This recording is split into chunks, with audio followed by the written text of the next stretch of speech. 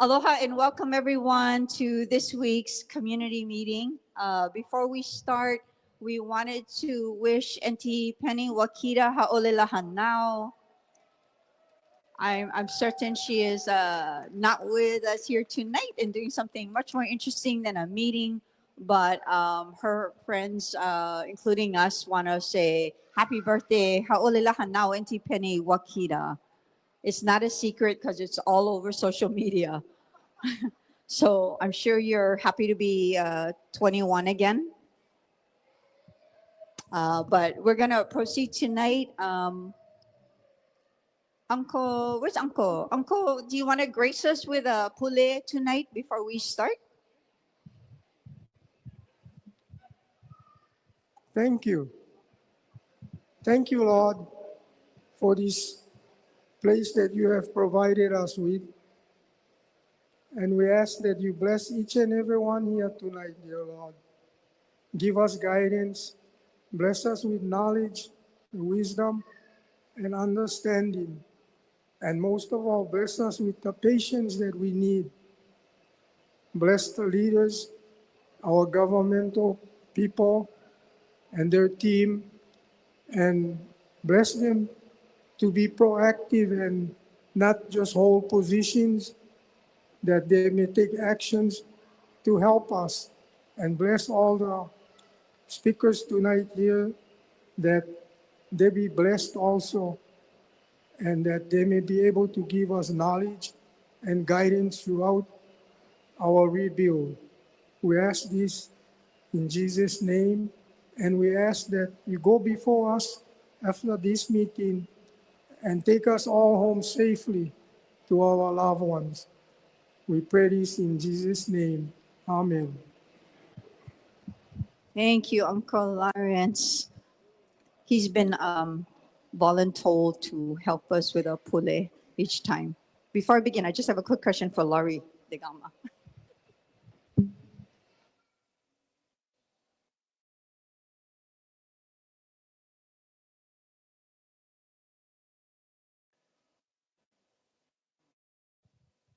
Okay, sorry, just fact checking something.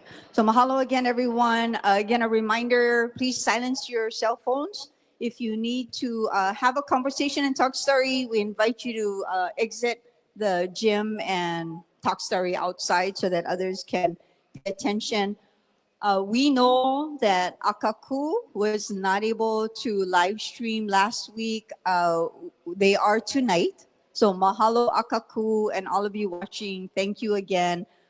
Thank you for everybody that called to tell us that Akaku was not running yet. It made us call them and remind them that they have a following. So we appreciate you, Chivo, Ching Johnson, and all our friends over at Akaku for helping us. We want to get this to work. Is it on? All right, hang on while I do the clicker. Okay, clicker no work. Sorry, Mia. I swear I got to go to clicker school.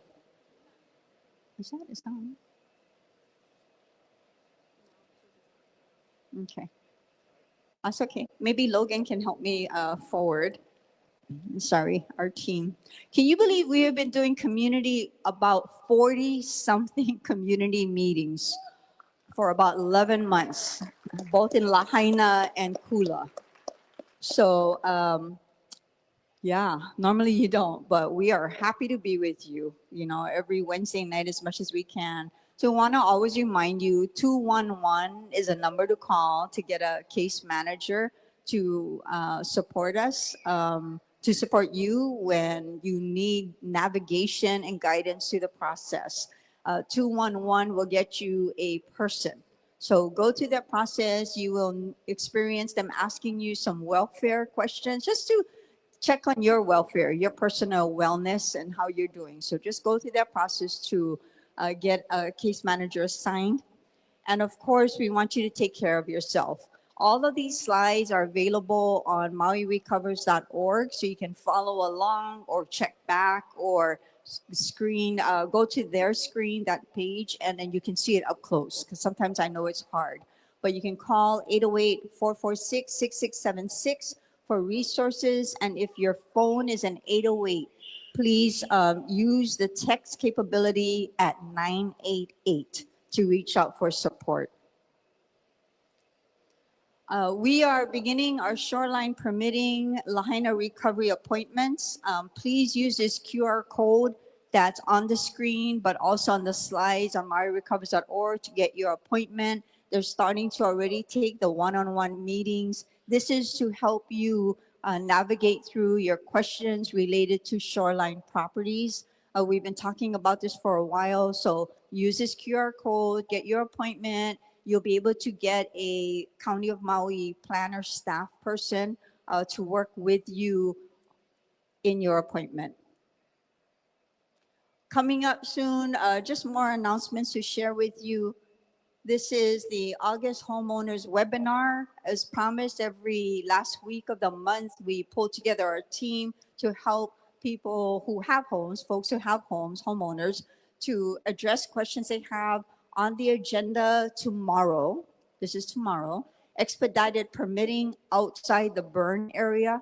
This is if you moved outside of Lahaina, living elsewhere, and you want to build, but you're a survivor. Can you get into the expedited permitting process? They're going to talk about wastewater system updates, long-term recovery groups, their rebuild checklist, and a toolkit to help navigate your rebuild.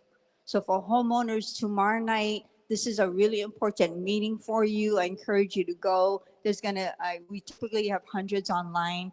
And as you know, we've asked for questions ahead of the meeting. So this is the list that's been coming forward. Please register, scan to register using that QR code. Last week, we talked about reallocating the checkpoints at Wahikuli, which is scheduled to be moved next week, September 3rd, the day after Labor Day. We had a question from the audience. The question was, can it be reconsidered? And it was a question to our team, not just to Mima. So we said that we would look into it further to confirm what can and cannot be done. Here's what we learned that we discovered. We don't actually have legal justification for restricting the public roads in that area. So the checkpoints will be reallocated and the area will be open for open access because of the no heightened existence of health or safety concerns that would allow us to restrict public access on public roads. But here's other things we've done considering that concern about Wahikuli's checkpoints being moved next week. Maui Police Department will increase their patrols in the area. So we have secured that in talking to their leadership there. We want you to help keep an eye open for your neighborhoods. And at our next meeting, we will have Lieutenant Audrey Sellers from Maui Police Department's Community Relations Section. She'll be talking about how to set up a neighborhood watch program. So we really encourage the neighborhoods of Wahikuli to connect with your streets and make sure that you all keep an eye out for each other. The concern was about, now that the checkpoints are open, people can come, be a little ni'ele around the place, maha'oi, go where they don't belong, do things they shouldn't be doing. So we're going to rely on each other, on all of you helping each other. All right. But we will have a little bit more heightened presence with the Maui Police Department in that area.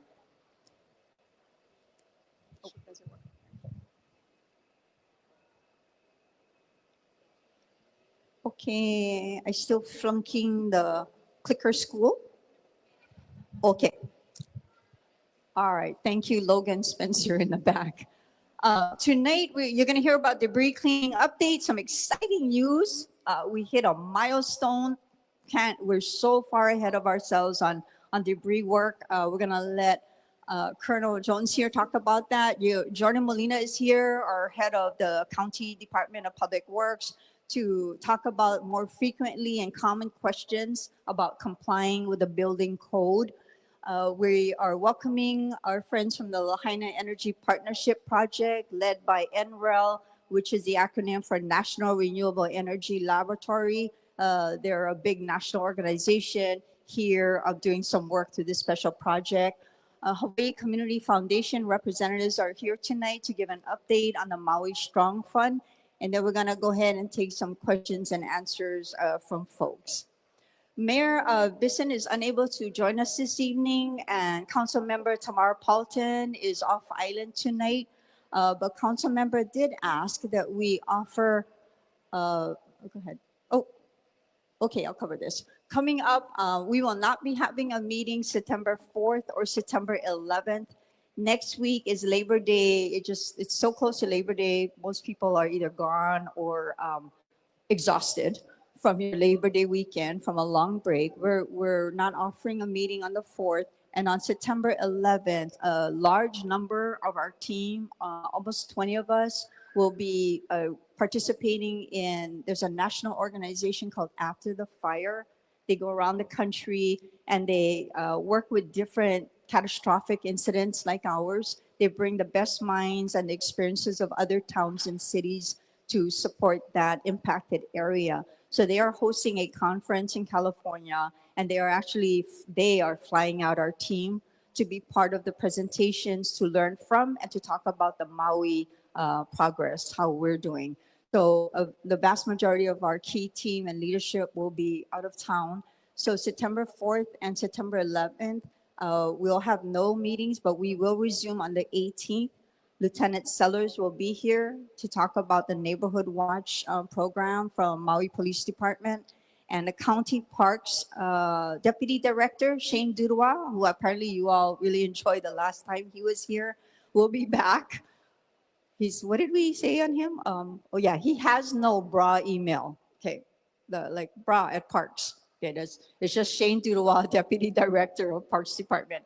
He will be here to continue his update on the parks facilities. Mahalo to the community who have been stepping up and helping us. We know that there has been a lot of work going on at the skate park and at the aquatic center. So big mahalo to you folks and to our county parks employees for all the work. And he will be here to give an update on that. That's weird. Okay, so continuing with announcements, Office of Recovery in West Maui, we are very excited to say that next week you'll be hearing about a formalized partnership with the Council for Native Hawaiian Advancement, CNHA. They're the operators of the Kako'o Center in Kahului. They're well-liked, they do a great job, their team is fabulous. They will be enhancing and increasing our services here at the Lahaina Gateway Center. So really happy to say that CNHA, I know you guys really love CNHA, yeah, we do too. So they'll be taking over next week, starting to work through what needs to be done operationally, but stay tuned for a bigger announcement from them on what will it look like. So this is our West Maui Office of Recovery will continue to operate. This center will be offering much more once CNHA comes in and supports us. We were asked by Councilmember Paulton, which we encourage, we love the idea and support it, to offer a moment of silence to the Gomez, Karen, and Ohana. They recently lost Auntie Laurie, and as many of you know, Auntie Laurie is quite the legend of Lahaina Luna. Her work as a teacher, faculty member, leading the Hawaiiana Club, the Borders Club, the Chorus Group, so much impact over 4 decades of her work at Lahaina Luna. So, you know, she's apparently a song leader extraordinaire. She's the one pushing everybody on their alma mater during their school. So if you can join us in a moment of silence for our aloha for Auntie Laurie. And again, thank you, Councilmember Paulton, for asking for this time.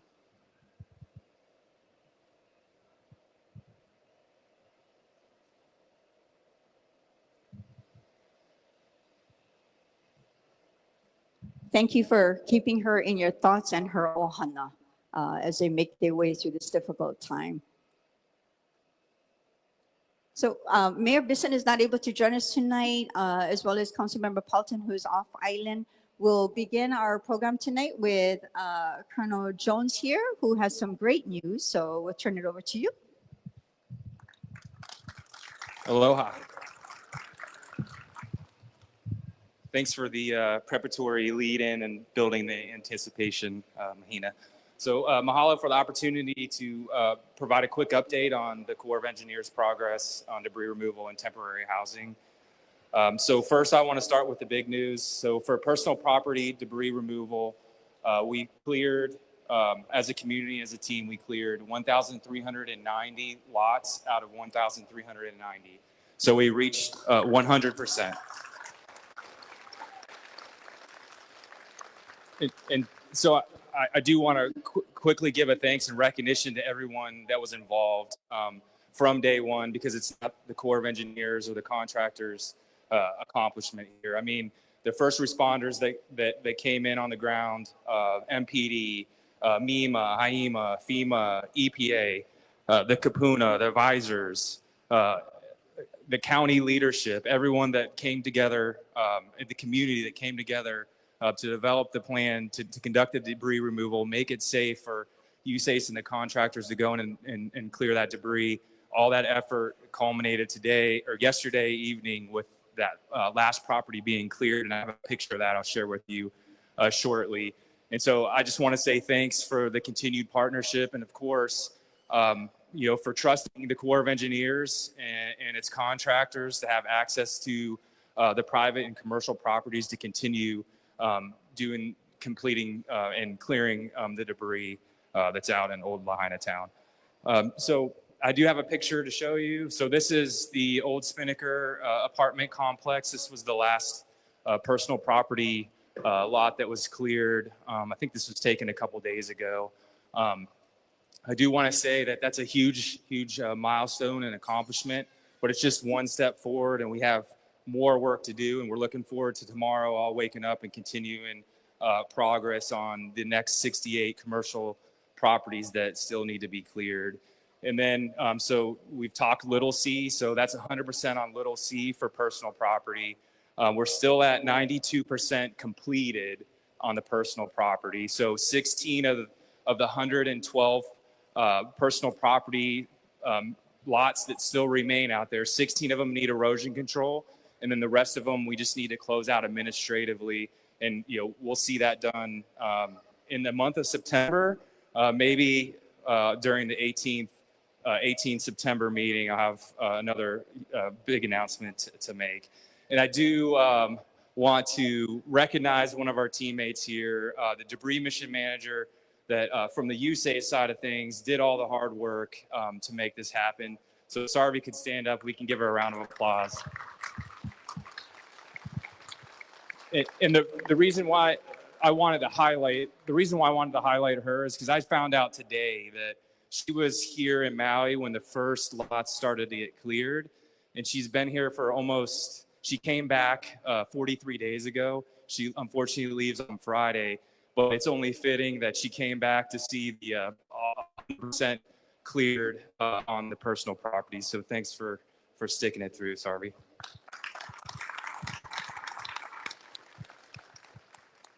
All right, I'll just go through a few other notes quickly. So for commercial properties now, we sit at 91 cleared out of 159. So there's 68 left. That's a bump in six properties cleared since the last time we met.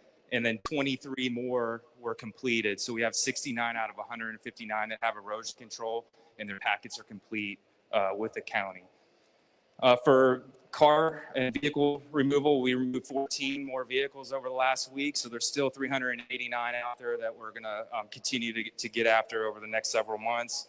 For the Kilahana temporary housing, we're 95% complete with the sewer, water, and electric utilities that are underground. We're completing the final sewer and water hookups and testing. Curbs are starting to get in place. The next thing we'll see roads, and here shortly we'll start seeing some of those temporary houses from the FEMA team come in and be placed on those lots that are prepared. And then for the Kealamoka Fleming Road sewer line, We're about 10% complete. So if you've driven by Fleming Road, you'll see that some of the excavating has started. 305 or so feet, linear feet of 8-inch sewer lines has been in place.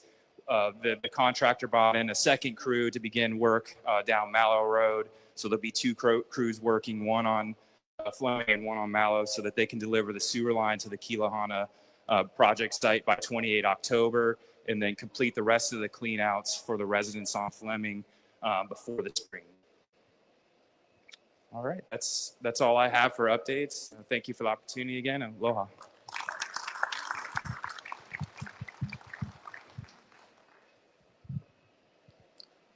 All right.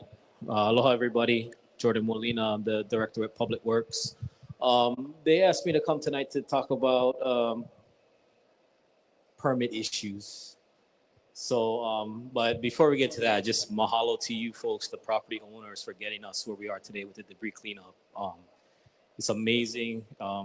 It's one of the huge burdens I've had to carry since the beginning. So thank you all for getting that off my shoulders. Mahalo. So today, touching on two things, common concerns we're hearing from folks pulling permits as far as how 4Leaf is handling its reviews and its inspections, and then also just wanted to provide some guidance on how you folks can report any issues or concerns you folks might be seeing as we begin to rebuild Lahaina. Next slide. So I'm just going to go through some of the kind of examples that we've received. Not too many serious ones, so that's been good so far. So one of the big comments we've been hearing back is 4Leaf doesn't do it the same way as the county does it. And yes, we recognize that. And so we are working with them to refine that process, help them understand how we do things over here in Maui. But when we get these kinds of concerns raised, we really need you folks to help us understand the specifics of what's going on. The building code, which is all this pertains to, is a 1,000-page document, and every detail you can imagine about how you build one house. So when we talk about they're not doing it the same, we need to know what they're not doing the same, so we can really take action on it. Otherwise, we're kind of left in the dark, and it's hard for us to move on those concerns. So, continue working with 4Leaf, and then just, please, when you guys have those, please give us as much information as you can so we can act on that. So a few specific items, again, very technical building code type stuff. So one concern was about these attic vent calculations. And so, we took that in. We have our meeting between us and 4Leaf.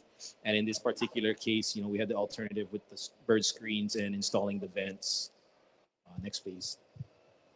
Another one that came up is how we pressure test the drain lines. 4Leaf came in with a standard of 10 feet. Here we have a standard of 2 feet. And so some of the inspections in the field ran up into that issue. And again, we just meet with 4Leaf, understand, the discrepancies and make adjustments along the way.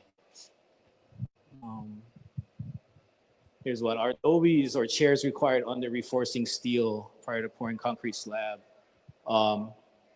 This one, again, particular, very detailed question, but adobe is not required so long as you achieve the clearance needed.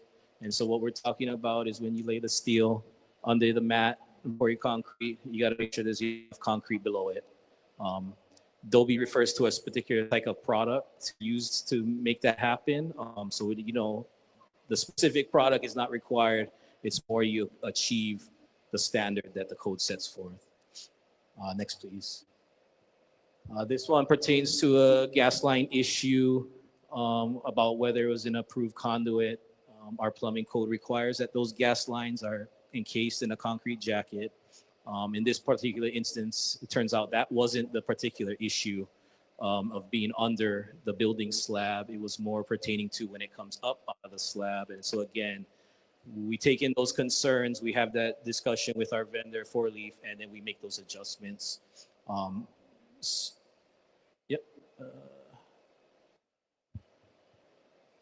So here's an example where a contractor asks us about substituting product. So in this case, the reinforcing steel within the concrete slab, they wanted to go with wire mesh. In this case, that is a direct change to what's in the approved plan. So no matter it's a 4-leaf for the county, that kind of issue has to go through a process of review. And the architect or the designer who puts the plans together specifies how the house is to be built. And if the contractor wants to make those changes, that consultation needs to happen with the designer, with the county, before we move ahead. So talk about any issues you guys might be seeing or concerns that you guys have with the rebuilds that are going on. Best way, get in touch with the Recovery Permit Center by phone, by email, or by in person. Again, bring as much information and details as you can to allow us to take action on what you guys are seeing out there that is of a concern in the community. Do we have one more? Go ahead. Yeah, and thank you guys for your time today.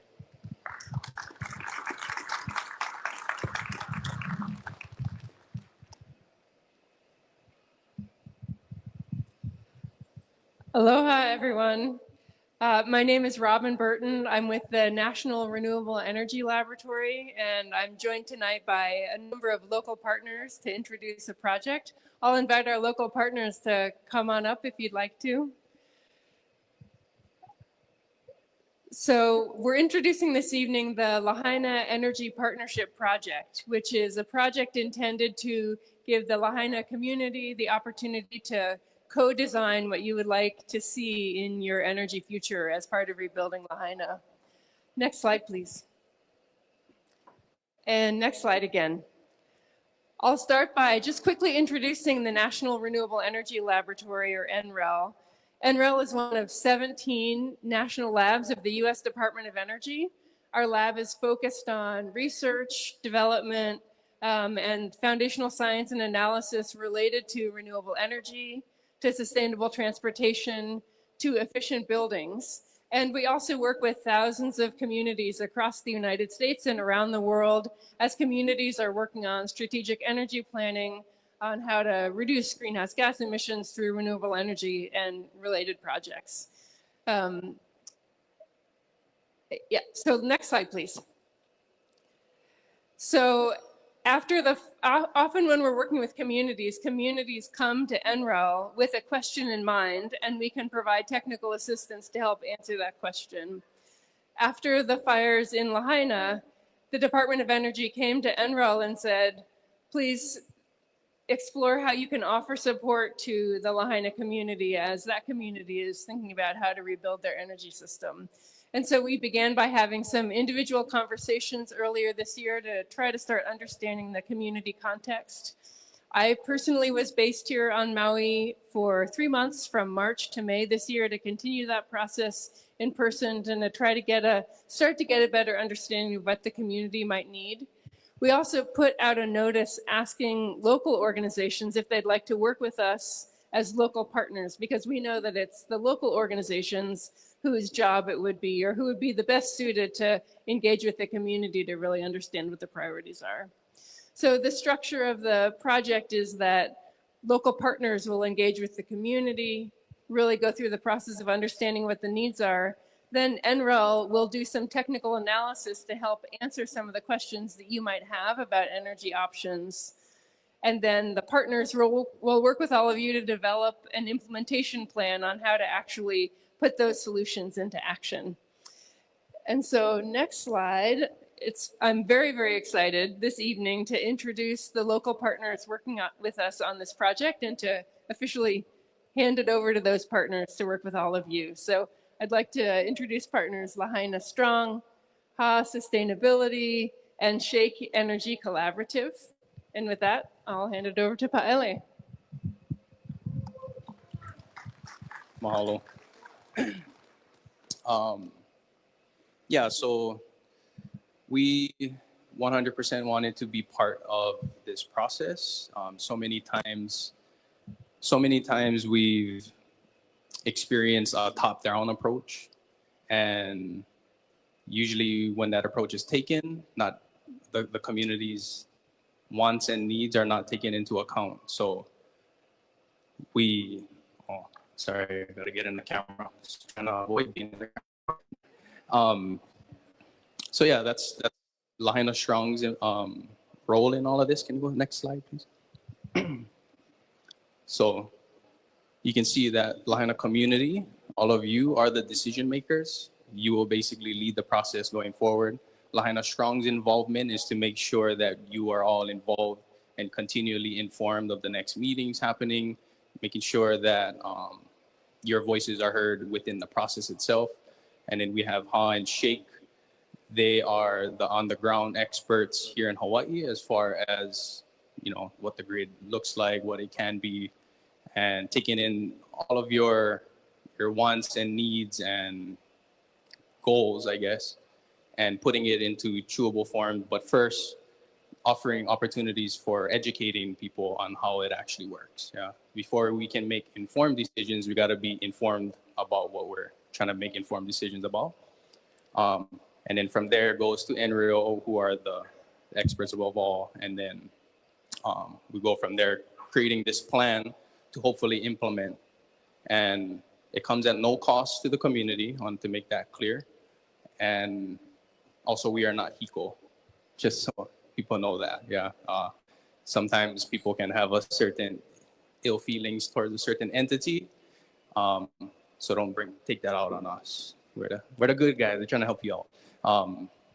But yeah, I can go next slide. But pretty much what I just spoke of, right? Just giving educational opportunities to all of you and making sure that it is in fact community-led. So many times we say it's for the community, this is what they want, and then where are we in that process? So this process we will be involved in. But yeah, that's it for me. Did you guys want to share anything? Good? Did I cover it? Yeah. All right. Well, that concludes our portion of the presentation. But yeah, just be on the lookout. We will make sure that you all are informed when the next meeting will come up, and you know, help get everybody up to par, and so we can start moving forward and start making some good decisions.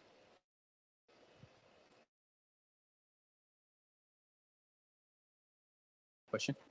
Do you guys want to just share briefly? So we're going to take questions at the end for all the presenters. But since Uncle is so anxious, we'll have that one question. The question is it commercial only or residential? I got to get in the box. Okay. Well, thank you for the question. It is both. It's the community, the Lahaina community as a whole. So that includes both commercial and residential. And coming up with a plan with energy solutions that address the needs of the entire community. So it will include both of those. And we'll be around for more questions later. Oh yeah, the whole team will be here. Thank you, Robin. Thank you, Paele and team. Thank you very much. I'm going to bring up Hawaii Community Foundation, and then after that, we'll open for questions for the entire group of presenters. Hello, good evening. I'm Keanu Lauhi with Hawaii Community Foundation. You may have heard of me before. I was the former deputy managing director for the county, and just recently started with Hawaii Community Foundation. And thanks to the county who reached out to us, because our understanding is there's a lot of questions about the Maui Strong Fund. So just here to provide insight to the process and give you folks some understanding of how HCF grant making works. Thank you. So on August 2nd, Hawaii Community Foundation published their one-year impact report. Further in the slides, you will see a QR code where you can go ahead and peruse that document to understand what are the grants that HCF funded, how much, when, what the impacts were. It's all published on the website that you have a link to. So as of July 19, Hawaii Community Foundation raised $194 million. Of that, over 240 individual donors with 5,000 corporate sponsors, and from 78 countries around the world. And to mention, every state and territory contributed to the Maui Strong Fund. So you'll see here that HCF does not collect any fees on processing these grants. Next. So in our one-year impact, we show that we did a number of 244 grants. And I just want to point out that we do have our Maui staff here who work tirelessly to process all of those grants. Of that, $109 million were thus far allocated to grantees. Go ahead. So I thought this might be of interest for you folks. What I have done here in this slide is break down the top 5 categories in which the Maui Strong Fund has funded thus far. You'll see the top at about $51 million for housing and shelter. And so you might be familiar with the Kala'iola project, CNHA's housing programs. Those were funded through Maui Strong Funds. And direct financial assistance of $25 million. So you might be familiar with the MEO programs, Catholic Charities giving out cash assistance, and Maui United Way. And then additionally, funding children and families, YMCA, other programs, food supplies, resource hubs, as you all know, were stood up shortly after the fire, and healthcare. Some of you may be familiar with Healthy Mothers, Healthy Babies. They facilitate the reentry process. So those are our top 5 areas where Maui Strong Fund provided direct or financial assistance to our. HCF established, I think back in 2019, this 4-phase approach to disasters. And phase 2, which we were the days and weeks after the fire, was to rapidly respond to community needs. And as I mentioned, the team worked tirelessly to get the money out the door. And about 20 to 25% of the fund was looking to be allocated during that time. We consider ourselves now in phase 3, or this recovery stabilization phase, in which I'll talk a little bit later about of what HCF's plans are moving forward with the balance of the Maui Strong Fund. So the focus right now is recovery and stabilization, and then a small portion of that fund projected to be in that long-term recovery phase. Okay, so who's eligible to receive funds? Hawaii Community Foundation grants to nonprofits that are 501c3 organizations. So who do we not fund? We don't fund individuals, right? So just wanted to be clear. And if there are nonprofits or organizations who don't have a nonprofit designation, we encourage grantees to find a fiscal sponsor. Go ahead. So I thought I would review the grant making life cycle. Every funding opportunity starts with an application. So if we have an application, we're able to consider that. Then there's a review process. And so if there are grantees in the audience, you may be familiar that the review process, depending on what your grant request is for, is pretty extensive. The staff take a lot of time to go back and forth with the applicant. There's a lot of checking that happens with the county, state, community to ensure that those are needs that we're looking to fill. Then then a decision is made, and I'll go through another slide on what that review process is. Then we fund the grantee, and then there's a whole grant monitoring process to ensure the funding is effective.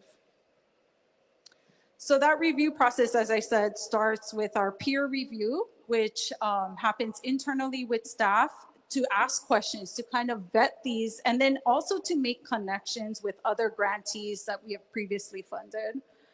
Then grant requests that are less than $100,000 get reviewed by the executive leadership team at HCF and are either awarded, there's a decision there made. Anything over that goes to a special oversight committee, which comprise of folks from our Board of Governors, as well as Maui representation. So, and then anything over $1 million goes to the Board of Governors for approval. Okay, so what's next? So HCF intends to expend the majority of the balance of the Maui Strong Fund by the fall of 2025, right? So you saw those phases. In phase 3, we look to expend the balance. We continue to accept grant applications. So as I mentioned, every funding opportunity starts with an application. And we'd like to focus our concentrated efforts in the areas of housing, food security, education, health, and then you've heard of the long-term recovery group. There's a resources roundtable. So looking to fund the resources roundtable as well. So here's a QR code to our website, which includes if you want to apply for a grant, you can do so through here. If you want to read the impact report, you can do so here. You can also see a list of all of the grants we've given, when we've given them, to whom we've given them, and for what reason. So we'll be here also to take a few questions from you folks. Thank you, Keanu. So we're going to take questions from the audience, and aside from our presenters tonight, including Jordan Molina, our friends here from Army Corps of Engineers, we have a team from FEMA here as well. Mike is here from 4 Leaf. Of course, Keanu will be here along with NREL. Keanu's colleague has to catch a flight tonight, so we're going to take first any questions for Hawaii Community Foundation. We have 2 microphones running. About to run, okay, coming. So please raise your hand if you have a question for Hawaii Community Foundation, HCF, and their representatives tonight. And again, their slides are available on mauirecovers.org. Okay, great. Then good job. No question? Go ahead. Microphone. Oh, it's on, I think. Go ahead. Hi, Nicole. aloha everyone. Yeah, I have a question. If when did you stop funding individuals?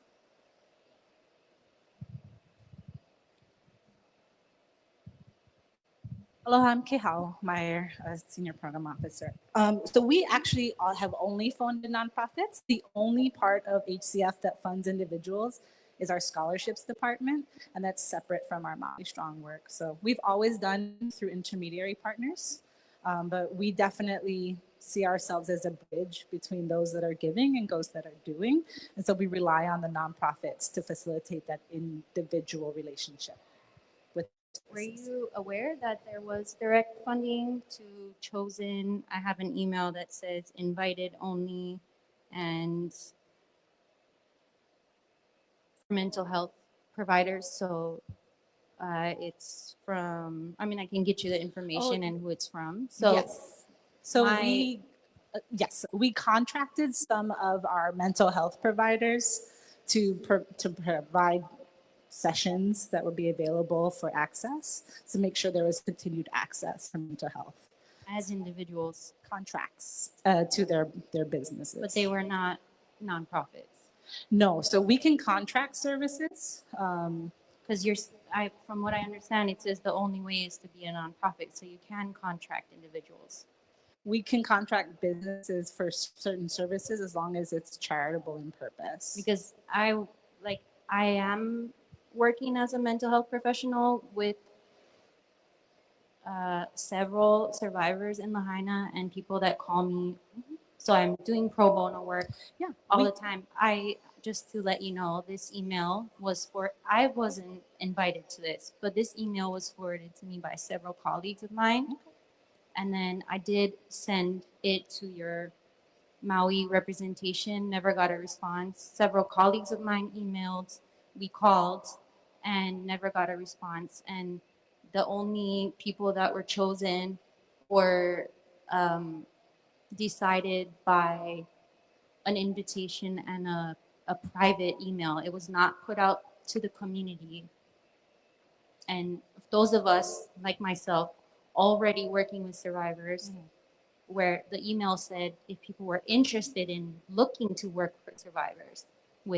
So I have survivors already and waiting list, and I have not turned anyone away based on ability to pay. I'd be happy to meet with you and give you my card and be a personal contact to get you in touch with the team that's working with our mental health providers.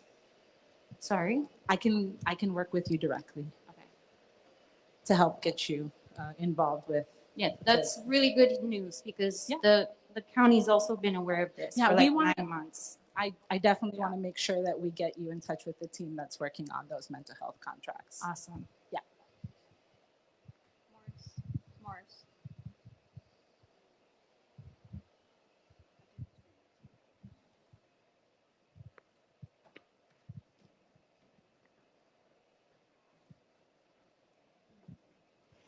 Thank you for coming tonight and clarifying some of this stuff.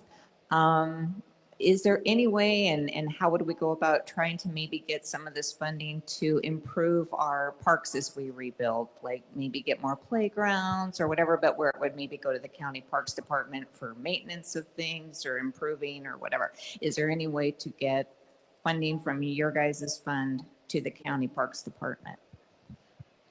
I think if there's a nonprofit that wants to serve in that purpose, it's totally possible for them to apply. I think some ways that works is there's always like a friends of this park, or they provide stewardship services. So if there are people interested, they can come to our application process for sure. Thank you. Good question. Last call for Hawaii Community Foundation. Okay, we're gonna go to the other. Oh, go ahead. One more on the end. And then we're gonna go to the others. And while Morris Saole is walking over there, I forgot to tell you that starting tomorrow night, Lahaina Restoration Foundation is hosting a Hawaiian music series right here at the Lahaina Amphitheater starting at 6 p.m. And the first, oh, you going? Okay. He likes that, your dog. And the first musician in their Hawaiian music series will be Josh Kahula. Yay, I know. All right, we love Josh Kahula. So tomorrow night, Josh is going to be on stage 6 p.m., hosted by Lahaina Restoration Foundation for the first in their mini series of Hawaiian music. Where do we go? Okay, go ahead. Sorry, I wasn't sure if this question was answered. I couldn't really hear. But for the HCF, is there any way or in the future that homeowners are going to be getting any grants or funds, whether for housing, or I know a lot of people's insurance is running out and we can't pay, we have a mortgage to pay and we can't rent anywhere? So like I mentioned, everything starts with an application and a nonprofit. So if there's an application and a nonprofit who can shepherd that for you or for homeowners, we're happy to consider it. Okay, and then also, sorry, is there anything about if, like, whether there's an income limit? Like if It depends on the program, right? So thank you, Kehao. Hawaii Community Lending, have they been here? Have they been here? Oh, okay. So Hawaii Community Lending has a Lahaina homeowners program that HCF did fund. I'd encourage you to engage with them. They are working through some of the hurdles that you may have to rebuilding. But again, for rental assistance and some of those others, again, we can consider things, but we need somebody to apply. Okay, nonprofits apply, go through the process. Otherwise, oh, Laurie. Hello there. So that was a lot of money that has been spent, and I understand that it goes through the nonprofits, and I guess that transparency hasn't been communicated that well, that it was coming from the Maui Strong Fund, and that's why they were doing things. My question is, all these nonprofits that have applied, are we supposed to be chasing them? Are they supposed to be chasing us? Because I don't feel all of us have gotten all the resources that they're supposed to be offering.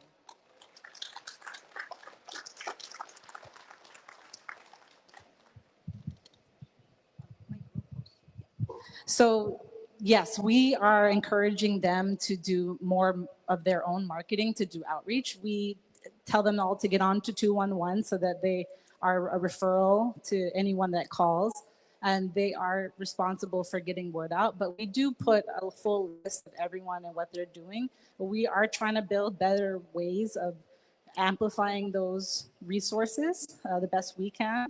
But we definitely could use community partnership if there's a better channel for us to be doing those announcements of what services people are offering. You know, I will take all the advice and recommendations to make sure we can get them plugged in.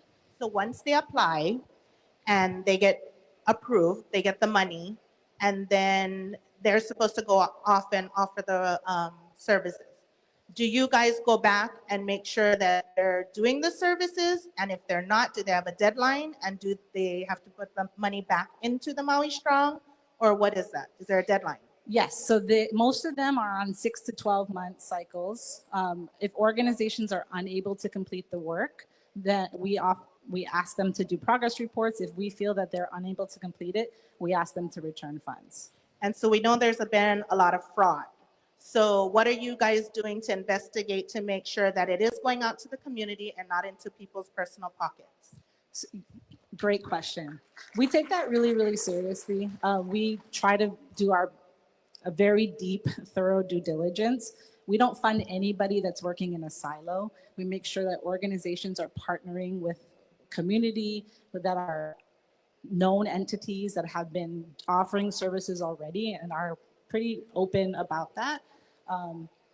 We fund a lot of organizations that we've already are known nonprofits. They have audited finances, they're responsible, they have history. If there's new nonprofits, we make sure that we hold their hand a little tighter. We make sure that they are accessible and that they're doing things the way that they said. Sorry, one more question, because I'm on behalf of the homeowners and we haven't really received the help. So you told Nikki that basically we need a nonprofit to apply so that they can help the homeowners. So we have organizations like Hawaii Community Lending who have programs specific to homeowners.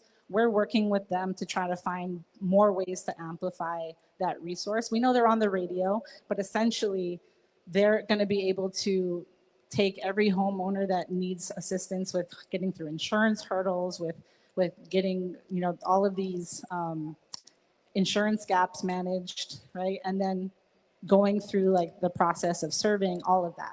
So those are the kind of services that a nonprofit like that provides. If there's no one doing that, we can go and try and find somebody. But we need to know where the gaps are. And that's why it's really helpful for us to learn from, you know, the different feedback sessions that happen. We pay attention to all the surveys that people are doing.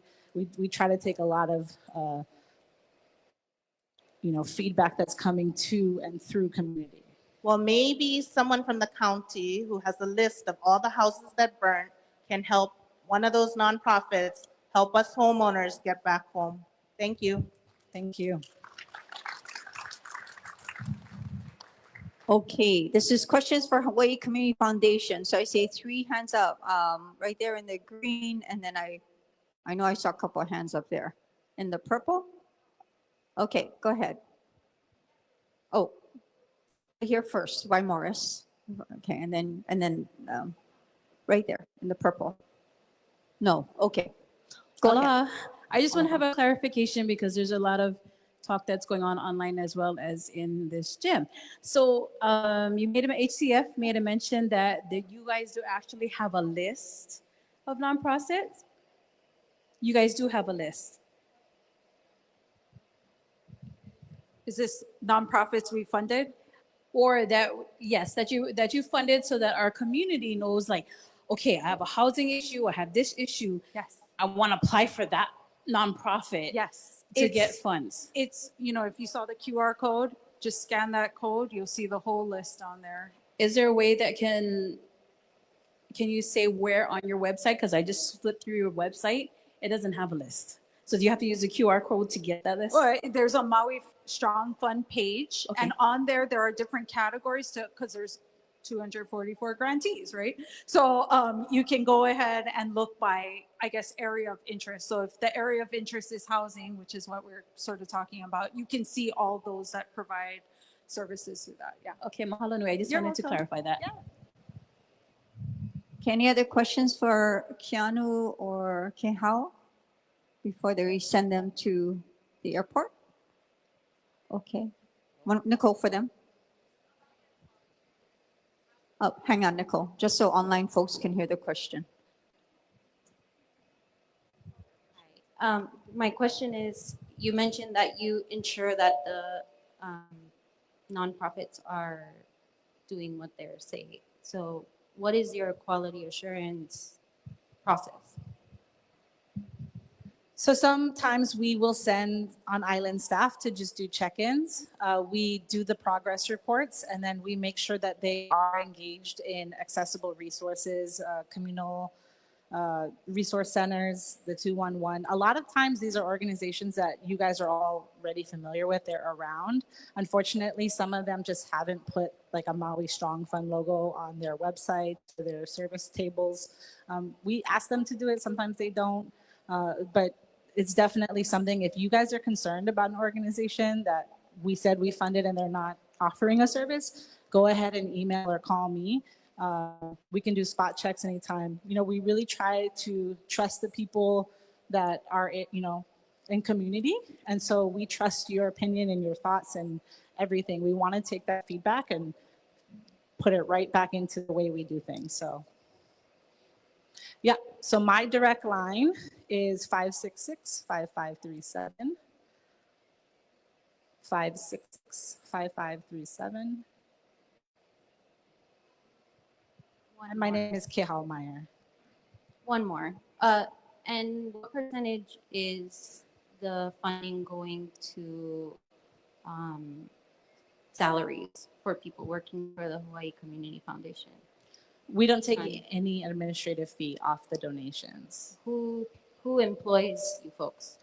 So most of our funding is coming from operating dollars that we have because of other work we're doing. Just not from the Maui Strong Fund, no. Yeah, 100% of all the donations are going right back into nonprofit programming or services. Yeah. Okay, I see another question, and we're going to move on to the other speakers we have at the very top, Morris. Thank you. A question for HCF. They do have a Maui representative, which is Keanu. Kehau is based out of Oahu, but Keanu Lauhi, who is very familiar with the county, is now with Hawaii Community Foundation. So she is based here on Maui. Go ahead, sir. Hi. I just went online, looked, and I couldn't find any direct link to the organizations you've given money to. It lists who they are, doesn't list a contact. And I found this happens on a lot of the websites that get donations. There's a lot of things for people to donate, what they do and how they do it. But there's very little area to find where you get help if you're actually a person who needs help.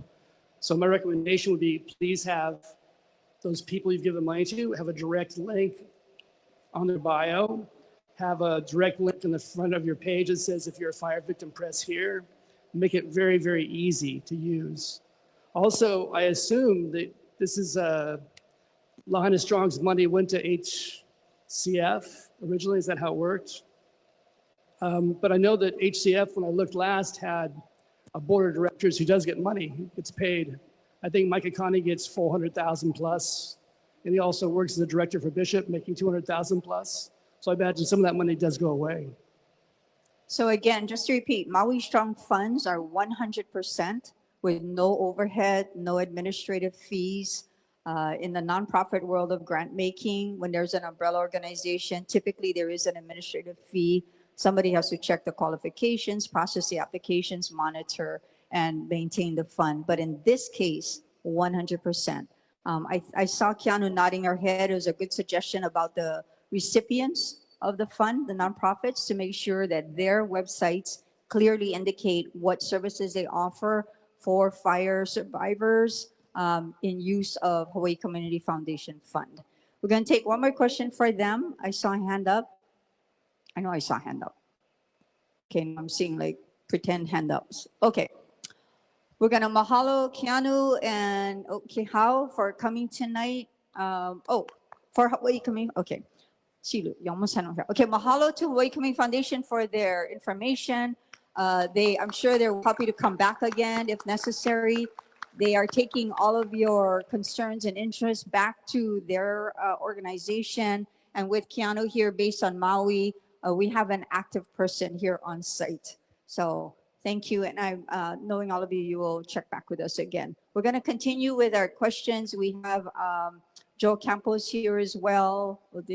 Are you going to the airport too? Okay, we have Joe Campos here, Forley, FEMA, and all of that. We have questions here. Malia Davis is here also for 211. Go ahead, Jackie. We have 2 questions there on that side. Mahalo. The first thing I wanted to say, I did go to the website, and if you click on the white subheadings under each category, that's going to bring you to the list of each organization that has received money and how much money that was, just so you folks know. My question is for FEMA.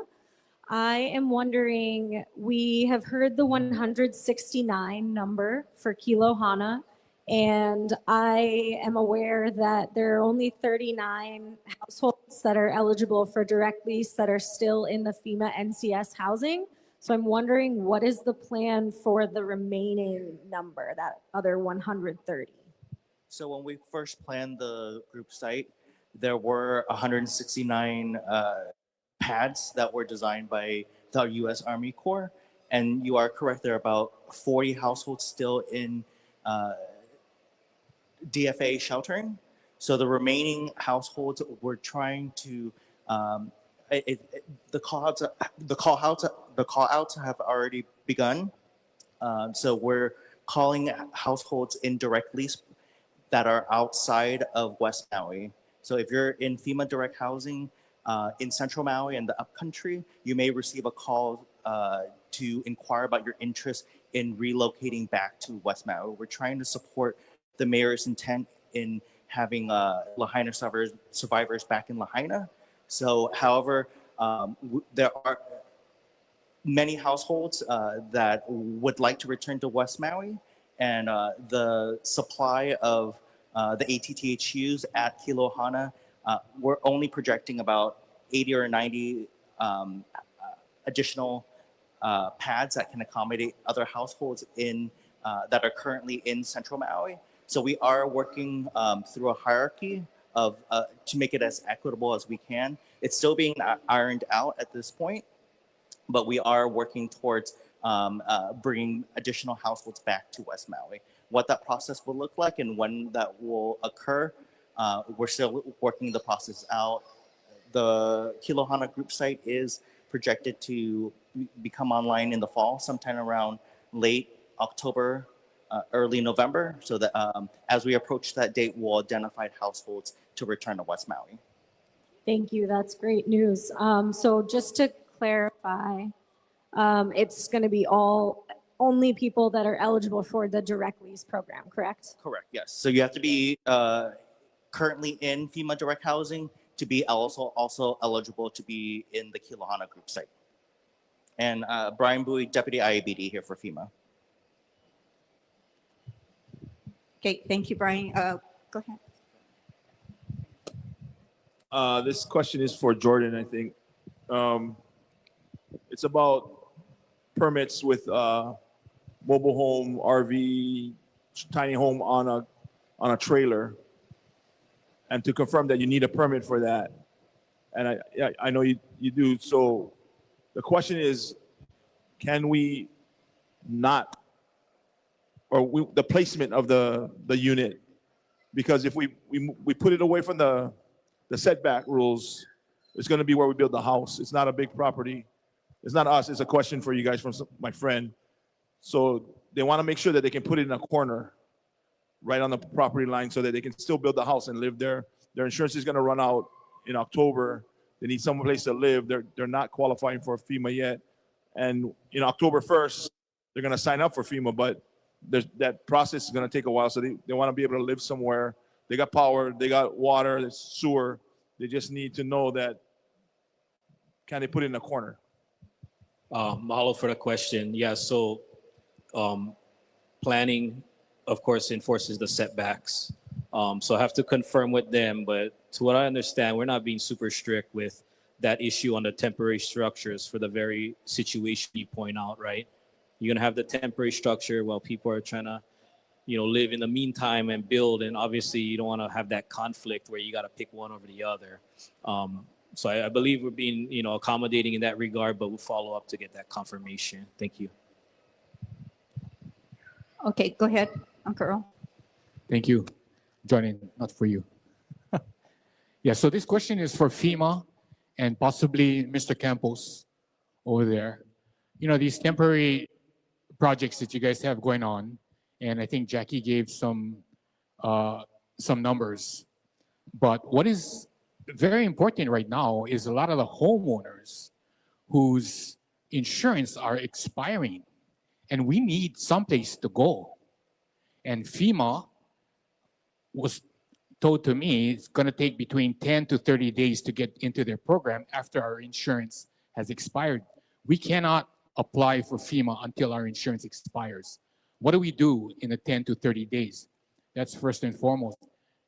And again, for Mr. Campos, I don't know how many units up there that I think 420, yeah, we got projected. And I don't know how many of that is actually gonna be needed, kind of like our FEMA friend here. Our homeowners need someplace to go now. Not September, not next year. They need someplace to go now. So maybe Jordan, this is a question, but I think you answered. A lot of them are looking for RVs, someplace, a shed from Costco to put on their property so they can go home. So we need something proactive rather than reactive, and it needs to be now. Thank you. So if you have insurance and it's running out, we do encourage you to apply for continuing temporary housing assistance. CTHA, as it's commonly called in FEMA. So with CTHA, you can begin applying right before your insurance runs out. So you can gather receipts, gather your insurance policies, and we have two centers working at CNHA and the Maui Recovery Center with in-person staff that can assist you fill out the form. So that's direct financial assistance that you can start filling out before your insurance runs out. So the initial 2 months of rental assistance is at 100% HUD FMR, fair market rate. And again, once you can qualify for initial rental assistance, continued temporary housing assistance is given out 3 months at a time at a fair market rate as well for your bedroom requirements.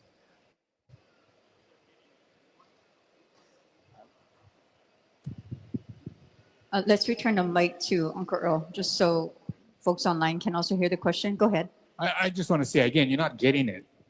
Homeowners want the units on their property, not something down the road. So those homeowners currently in FEMA direct housing, we have engaged with them for the past couple of weeks.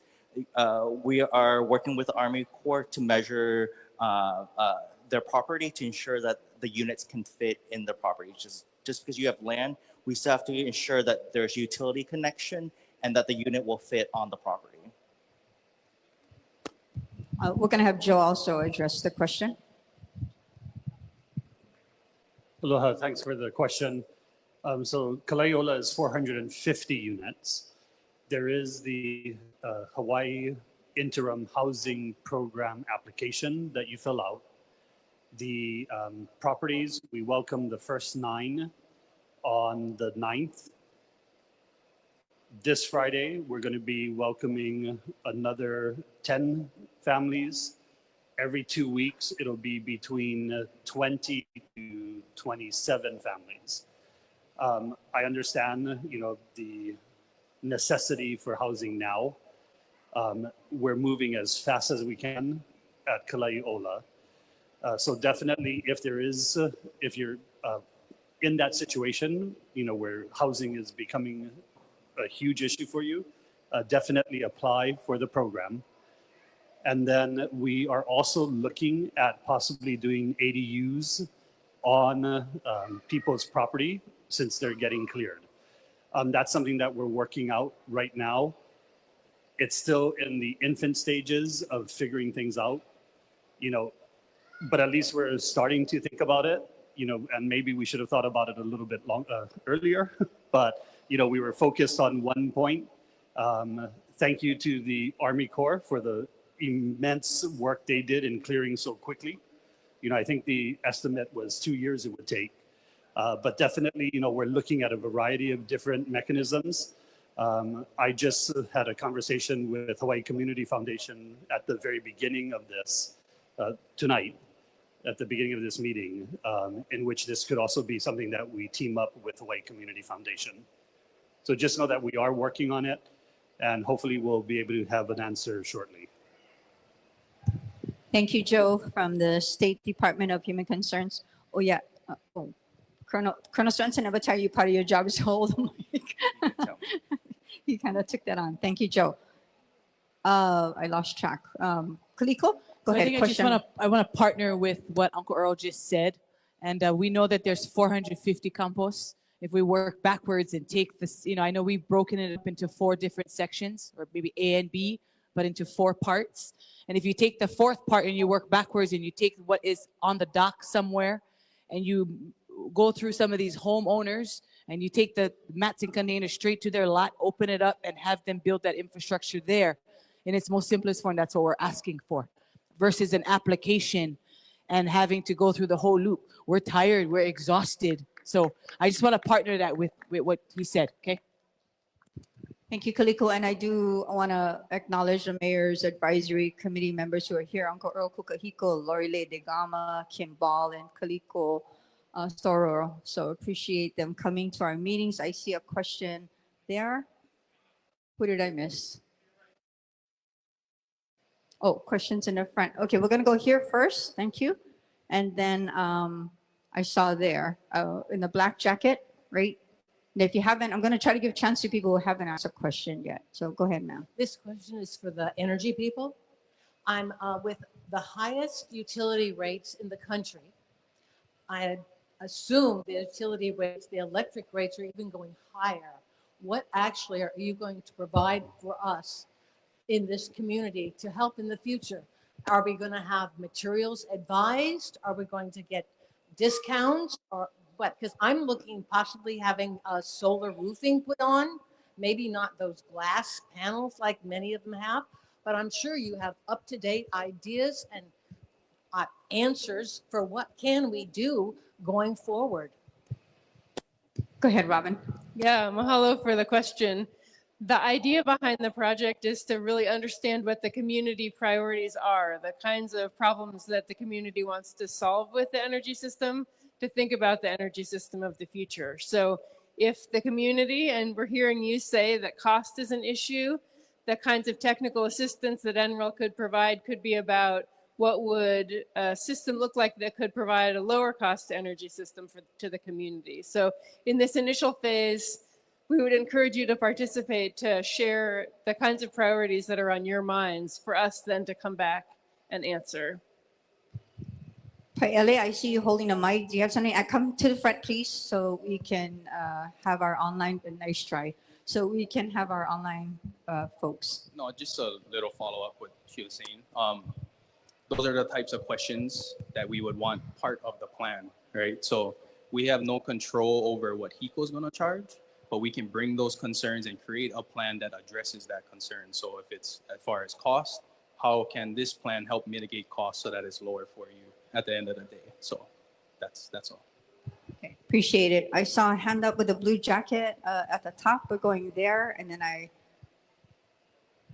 okay, I'm gonna go to, I think, Kim, because you didn't ask a question yet. Go ahead, ma'am. Oh, what happened here? Hi, I have a question for FEMA. So to kakoo what Auntie Kaliko and Uncle Earl said, there's a huge fear of what's going to happen to people. And there's a February 2025 date that's lingering over folks' heads. And people are very scared that when you folks leave, they're going to be left in the dust. So I want to know if there's any talk about extensions so people can, and if there's not, just please tell the community first and foremost so we can start to prepare. Thank you, Jordan. After that, we're going to the woman who is patiently wearing a blue jacket, and then Kim Ballin will come over on this side. Go ahead. Yeah, so FEMA is actively considering an extension on behalf of the governor's. The state will request an extension, and if there is an extension, our policy consideration is that we have to give notification no less than 60 days before that extension. So there's plenty of time before we make a determination, and we'll message that. Thank you, Brian. Go ahead, ma'am, and then Kim Ball, and then right here, there. Sorry, I have two questions. One kind of piggybacking on Jordan's. With that, so like my insurance is running out, so I have to apply for FEMA. And then if I get rental assistance, I'm worried that if I sign a year lease somewhere and then FEMA, I have to apply every 3 months or something. Am I guaranteed to not get stuck paying for the rest of the lease if I'm on a year lease? So our authorities can only be extended based on those considerations. So if it gets extended by 6 months, if it gets extended by a year, we can't personally guarantee anything on anyone's particular lease. But based on the extension and based on that duration, it can be covered during that time period. Okay, thank you. My other question is about the temporary homes. Say if we did just put a temporary home on our lot, and in the future, does it affect, oh, sorry, it's not for FEMA. Okay, Sorry. for Jordan, Molina. So if we put a tiny home or a container home on our lot, in the future, is it going to affect when we are ready to rebuild our main home that they're going to see a lot or a home on our lot? Or are we going to get fined? Like, is it going to be a fine? So right now, the temporary structures to be used for dwellings is being authorized under the mayor's proclamation.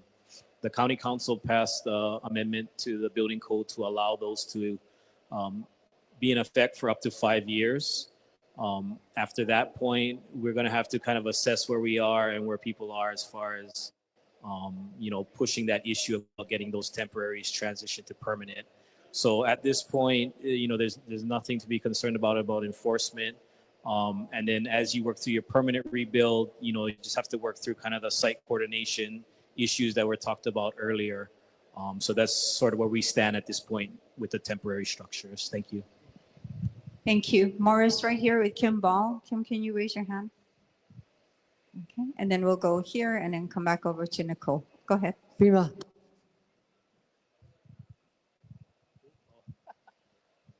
My question is, I'm sure other people are in the same situation we are.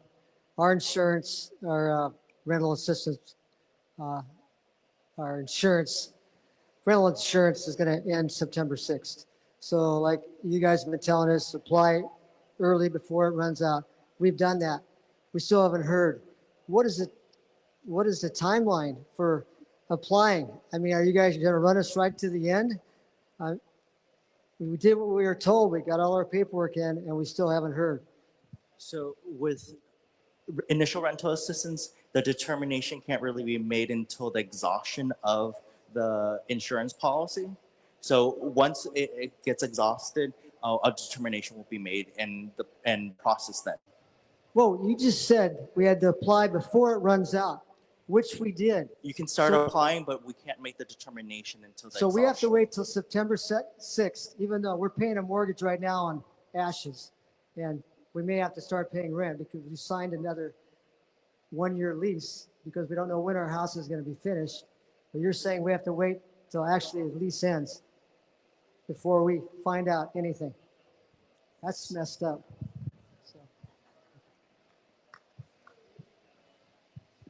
All right, go ahead, ma'am. Mine is an energy question. Robin? Do you sort of have a time frame for when you're going to be providing resources? Because we're applying for permits and building right now. So if we're going to be, like if your alternative is other energy besides MECO, it'd be nice to know now so we can put that in our infrastructure of our houses we're building rather than after the fact. I know with my concern is with that MECO is going to be turning off the power more frequently anytime a windstorm comes up. So I'm down diggity for more options for affordable photovoltaic, solar.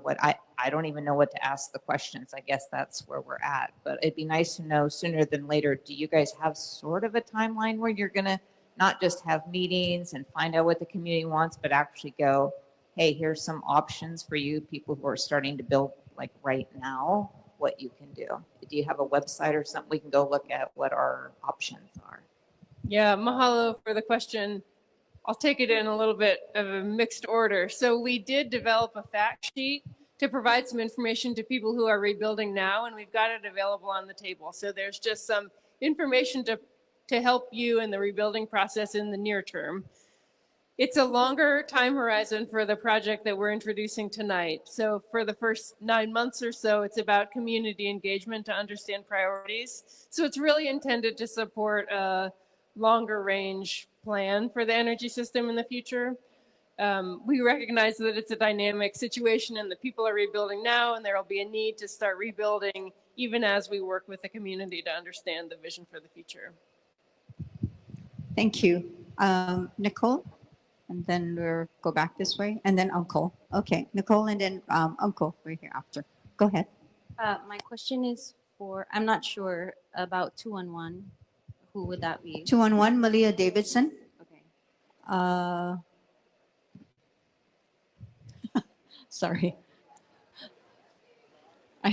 She's super excited to answer. Okay, somebody asked her a question. Okay, go ahead, Nicole. Your question while Malia makes your way up. Oh, let me go in the box. Hi. So people, homeowners as well are being encouraged to call 211. Is that correct? Yes. Okay. Absolutely. And what's your wait time currently? So we have a 1 week wait time once they call 211, but actually it's been narrowed down. So we have many people who are going to be coming on in the coming months to support this program. We've just received funding from FEMA again that will increase our staff by 20 on DCMP side and 20 on our outreach navigator side. So that's going to be like 1,700 households that we're adding to our So the cases. 1 week is for The 1 week from the 211, then it gets screened, and then we go straight into the outreach case navigator. so a person calls and then 1 week later They should have a call. Yes. someone will call them. Yes, a case manager will Because I call have them. a client that has called every day for the last 6 days and waited an hour and a half on the phone and still cannot get through. So and if then I you- have one, just Okay. quickly, I have another client that has been on a waiting list had been told that it could be up to 4 months before they get a case manager. And I've heard dozens and dozens If of they stories can like this. contact me directly, that would be very helpful. Well, you because I also want- asked me to contact you directly, and I've been telling you this for. But if I don't have a name and if I don't have a number, then I can't contact them. I'm just So that would be saying that helpful. when you are telling survivors to call 211, many of them who are dealing with so much trauma, you're re-traumatizing them when they call and there is no answer for hours or days, and then they think they're going to get some immediate help and they're told, okay, we're going to put you on a list to then to be on another list Mhm. to get a call in months from Mhm. now, to kind of reiterate what Okay. Uncle Lindsay is saying. So like, it's what I would like all of you to do. But please don't put the work back on the community. No. What I'd like because I won't know. The people who have contacted me, we have found out right away that they have been contacted 3 times and they haven't answered their phones. And so therefore the case manager has to close the case. Whether that's the case in your situation, what I would like everyone to do is to connect with me, because everyone who has given me their name and their number, I can track it right away. And within 48 hours, a case manager will be contacting them. How do they reach you directly? So you can reach me through, and I'll give you my personal email, mdavidson@globalempowermentmission.org. globalempowermentmission.org. Okay, connect with me. That is a way we are building the plane as it is flying. This is a very new and different kind of case management that has not existed in the entire country. So this particular case or this kind of management normally does not go online until 1 year after the disaster. And we started in November. So please bear with us. If I'm asking for a name and a number, it's because we truly are trying to make sure that people are being supported. Thank you, Malia. We'll go to Uncle Lawrence here and then Shannon there. Go ahead, Uncle. Thank you. It's more of a concern question for, I think, Jordan, and it deals with my granddaughter approaching me about getting answers for her permits for her rebuild, and she called Four Leaf, and Four Leaf directed her to county, and she's been calling county, and she either don't have a phone answering or being answered by a county, or they call, they answer and tell her, we'll get back to you. And they never did get back to her, and she's very frustrated. And I can understand because they have a family that they need to get, together and rebuild their lives. But is there another number or another entity that they can get more direct contact to and not, I call you back later, or I don't know yet, and try to give them I think that's not the way you're supposed to deal with this type of situation, and that it has to be more accurate. And, I'm depending on the leadership for that. Mahalo, Uncle. We'll connect with you and get the details so we can figure out which county agency she's stuck with. Thank you. Thank you, Uncle. Go ahead to the microphone. Morris to Shannon, right here. Raise your hand. Thank you. Shannon, who's your question for? I have more of a comment than a question. So today, for the first time, I finally applied for 211. I called the number and I got a call back actually within like an hour and a half. So it took literally like 2 minutes. When you call 211, somebody asks you like maybe 4 or 5 questions, and then someone called me back within the hour and asked me a little more questions, and then let me know like, okay, what are the resources you need or whatever it is, and then said they were gonna call me back within the week. But the concern is that, working within the community, even though people have a case manager, the case manager's load is like 35 per however, much people. And so how can they take care of all of those people when there's so much of us, and we have a lot of kupuna who don't know how to use the computer. And so some of us are kind of like in the community taking the load off of these people. And so I heard you say that there is going to be more people hired, but I think the frustration is like the wait for getting the help. When we have a case manager already, how are they able to help us when they have 35 people for one person? Absolutely. So I feel for every one of you, and so does the Department of Human Services. This is something that we're constantly trying to improve upon in every way, because all the needs are vast, right? From home ownership down to mental health and everything in between. So what we are is the quarterback to help each person to move through the process.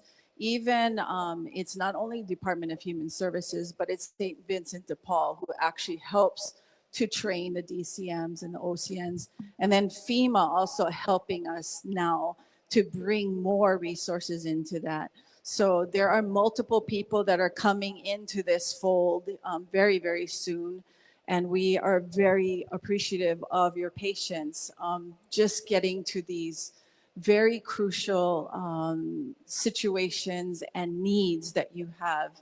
We want to make sure we do a good job. We are doing the best that we can at this time, and we will continue to do our best. And I Looks like think Joe wants Deputy to add. Director wants to also say something. Yeah, so Joe, could you come down here just so folks know who's talking? I'm going to make you walk. You snuck up there and then tried to get the mic to you, just so you can be the official guy from your department. Here to help answer or expand on that question. I thought you only needed my voice. Okay, so anyway, just wanted to also say, right, DCMP is part of the Department of Human Services. Thank goodness FEMA increased our grant, and we'll probably go in for another increase, you know, once we, for lack of a better word, air quote, prove that we can do the work. So we will be getting more staff. And just as Malia gave her email, you know, I gave my email before, but just a reminder, it's J Campos, C-A-M as in Mary, P-O-S as in Sam, at dhs.hawaii.gov. You know, so if you guys have any questions, you know, reach out. Even though I get about 500 to 700 emails a day, I'm pretty good at going through them in the evening. So just bear with me if it takes me a day to get back to you. Okay? Thank you, Joe. Go ahead. I think this is more of a statement. I got a text, and I'm going to try to ask it or say it the best way I can, but not read it, because he's a very passionate person. He's a homeowner, and he's listening, and he's talking about the homeowners. So he wants everybody to remember that out of everybody who lost a house, it was stated that I think 13% was homeowners, 87 were renters. The renters are getting a lot of the help they need. They're in housing and they're not paying for rent that they normally would be paying rent. But the homeowners, if they're lucky and they paid off their mortgage, then that's lucky. But most of the homeowners have mortgages. So even a subsidized rental is still too much, because we're still paying $4,000, $5,000 for a mortgage. So just to the guys who are listening, like, it's easy to say 3 months and do this and do that. You can, you know, we're helping you. But the fact is we cannot pay anything else, because our mortgage companies are not working with us to say, you know what, you don't have to pay for the ashes that we have right now because you're paying for ashes. But any cost, a $200 a month house is still too much. So if we can help the renters, and I'm not saying they don't need help, but if they had a year of no rent because they lost their house, we actually lost our house, but we still got to pay our mortgage. And that's where we need the help, is paying a mortgage and then paying a subsidized rent, a cheap, whatever it is, $1,000. That's still too much, because we still got that payment. And that's what they want you to understand, everybody who's over here saying, we're giving you the best help we can and we're doing what we can in September, whatever, February. But it's now what they're worried about. They need to get into someplace. They would love to go home and live in a tiny home or whatever it is, but any help you can give and break a regulation or a way that this was set up because you're helping the whole United States, and that's the way it was, but this is way different, and we need help. That's what they're saying. Thank you. Thank you for saying that. I see FEMA people nodding your head. I'm going to assume you can hear the desperation, and we'll apply that information to your leadership team. Okay, thank you. And I do know that some of them are watching tonight, so appreciate that. We have a question in the middle. Jackie, we'll come back to you. We're going to let others who haven't asked yet. Go ahead, sir. Yeah, to follow up on that, it's not just the people who are paying the mortgages on properties that aren't even there, the burnt homes. I'm from Kahoma Village, and we have just now got an increase from the insurance. It went basically from $78,000 to $520,000. Now these people are also going to have to go up their insurance payments. You know, so not only are they paying for their mortgages, plus they're paying more insurance for something that they don't, you know, a piece of dirt. And I don't know if there's any programs out there that can help assist, you know, these people that are really suffering. Thank you for sharing that. I'm gonna make sure FEMA heard that, both online and here present. I thought I saw a hand on this side. There we go. Okay. Hi, I want to be one of the people that say that I also called 211, and I want to thank you, Malia and Joe. I did get a call back as well, and I went in and actually had a meeting. As I'm listening to the gentleman that just spoke about insurance, I am concerned about that same thing. And if you could, within your office, because you say you're hiring, if you could have some specifics, and anyone that goes and does get a meeting with the 211 staff, I went to your office. Thank you, polite woman that I spoke with. I just know, go in with some specifics that you need the help with, because like you say, there's a whole plethora of things that people need. But I know I went in and I thought, if you can't help me with these few things that I need help with, then, you know, I don't want to waste your time, and I didn't want to waste my own time. I also want to thank you, Mahina. I see you coming every Wednesday, and I don't know that who would take some of the abuse you've taken. I admire you, and I just applaud you for being a gracious representative. Thank you for the work you do tirelessly. Oh, mahalo. You totally made my day. The night my boss isn't here, I hope he's watching. I'm just kidding. No, I'm not Mayor Bisson. Nope. Thank you. It is an endearing, demanding work, but nothing compared to what all of you go through. I cannot emphasize that more and more. And Laurie Degama and I have had this conversation before, and I'm from Wailuku, from Pakokalo, and I am absolutely certain if this happened to my town, my family, my community, Lahaina would do the same for Wailuku. So we are here to do whatever we can in any capacity. And I just try to keep up with our team, do what we got to do the best we can, and come back again. Then we do it all over. So mahalo for that. I appreciate it. I will send you my $5 later. Just kidding. Love you to death. Thank you. Oh, $10. Oh, oh, inflation. Okay. FEMA, can I have money? I'm just kidding. I do hope that whatever we do can make a difference. We are ahead of the game in so many ways, but let's keep going forward. There's so much work to do. I see hands. I'm going to take the one at the top, Morris, and then we'll come down to Jackie. Just trying to give those who haven't asked the question. I didn't come back this side. Okay. At the top, then Jackie, and then we'll come back down to the middle. Go ahead, ma'am. Aloha, I'm Sarah. Just to address what everybody's been saying about insurance running out, I'm not a homeowner. Luckily, I'm not paying mortgage on an ash pile. I am a renter who had insurance, so therefore did not qualify for anything. And I had, like many, 12 months of ALE coverage for rent. That is running out for me also in September. My question's for the governor's office. Please get this to him. Are you doing anything to make a proclamation, as other states have done, to extend ALE benefits for homeowners and renters? That would solve a lot of problems. A request from the Insurance Commissioners Division is not always enough. In California, the big companies, State Farm, Allstate, and Nationwide, I believe, didn't even come to the table for that. If we can get an extension of those ALE benefits, we don't have to worry about getting subpar help, excuse me, I'm sorry, but from FEMA. The unit that I'm currently in is a studio. It was in the FEMA Direct Lease Program, and they were going to give her $9,500 a month for it.